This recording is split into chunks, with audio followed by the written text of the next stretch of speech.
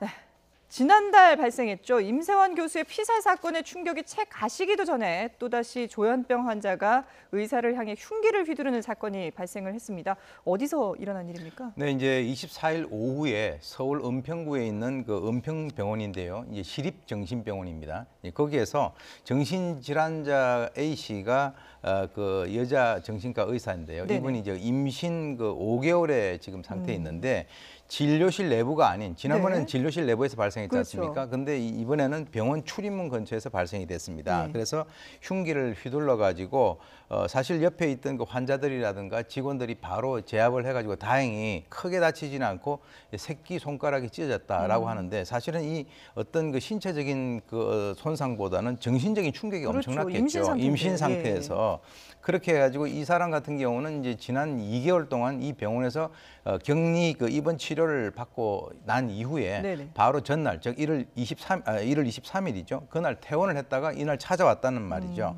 그렇게 해가지고 지금 이제 그 경찰의 입장에서는 아직 피해자 조사가 끝나지 않은 상황이기 때문에 네네. 근처에 있는 CCTV라든가 주위에 있는 목격자 진술 등을 중심으로 해가지고 지금 그 수사를 계속 할 예정이다 이렇게 이제 발표를 왜 했습니다. 그랬는지는 밝혀지지 않았습니다. 아직까지는 밝혀지지 않았습니다. 예, 조사 중인 상황인 거군요. 근데 지금 보면 임세원 그 교수 사건 이후에 의료인들의 폭행을 막겠다. 그러니까 사실 뭐 응급실에서 일어나는 폭행들은 거기를 처벌을 강화할 수 있는 법안이 통과가 됐지만 일반 진료실이라든지 다른 병원 내부에서 일어나는 폭행에 대해서는 적절한 규제가 그렇습니다. 없기 때문에 이 부분을 강화하겠다고 했잖아요. 그렇습니다. 응급실에 관해서는 종전에도 처벌 규정이 있어 더 네네. 강화했죠. 그래서 의료진이 뭐 다치면은 10년 이하 징역 또는 만약에 사망하면 무기 또는 5년의 성징 이렇게 했는데 네. 일반 의료법에도 그 일반 형법보다는 조금 더 처벌을 강화하는 것이 있지만 현실적으로 지금 보면은 전국적으로 일어나는 게 1년에 한 893건이라고 합니다. 네. 의료진에 대한 폭행이나 협박이. 예.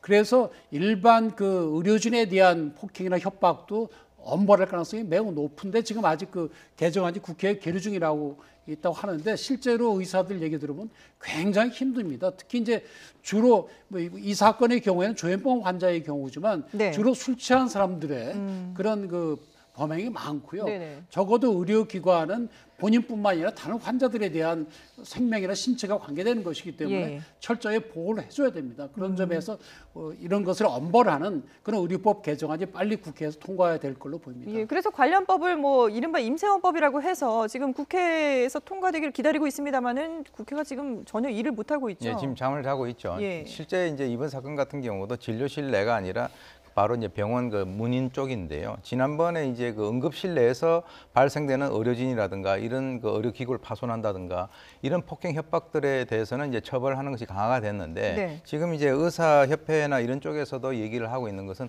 의료기관 내에서 발생되는 폭행에 대해서는 가중 처벌하는 것이 지금 현재 의료법 개정안이 지금 지금 발의 중에 있고요. 네네. 그래서 지금 어떤 의미에서는 그것은 내용을 우리가 살펴본다면 의료기관에서 폭력을 사용하면 벌금형이 아니고 징역형을 처하게 되고 특히 이제 상해라든가 사망에 이를 때는 가중처벌하게 되고 네. 또 이제 심신미약자에 대한 그 형 감경 조항을 갖다 폐지하자라고 하는 것과 연계를 해가지고 퇴원한 그 정신질환자 같은 경우는 정보 연계 관련 법안을 발의를 해가지고요. 네네. 현재 지금 국회에서 협의 중인 자의에 의해서가 아닌 입원 환자에 대해서 퇴원 조건으로 해가지고 적어도 1년까지 범위 내에서는 외래 치료를 의무화하는 소위 외래 치료 명령제 활성화 방안도 이제 검토되고 있는데요. 네. 지금 이제 가장 중요한 것이 이번에 이 어떤 의학적인 판단에 의해서 이 사람을 퇴원해 준 게 아니고 예. 이 사람이 자기가 나가겠다라고 하니까 예. 그것을 인권 차원에서 의학적으로는 더 어떤 조치가 필요한데 그것을 무시하고 보냈다라고 하는 네. 이런 측면들도 앞으로 이런 유사한 사건이 발생되는 데 있어서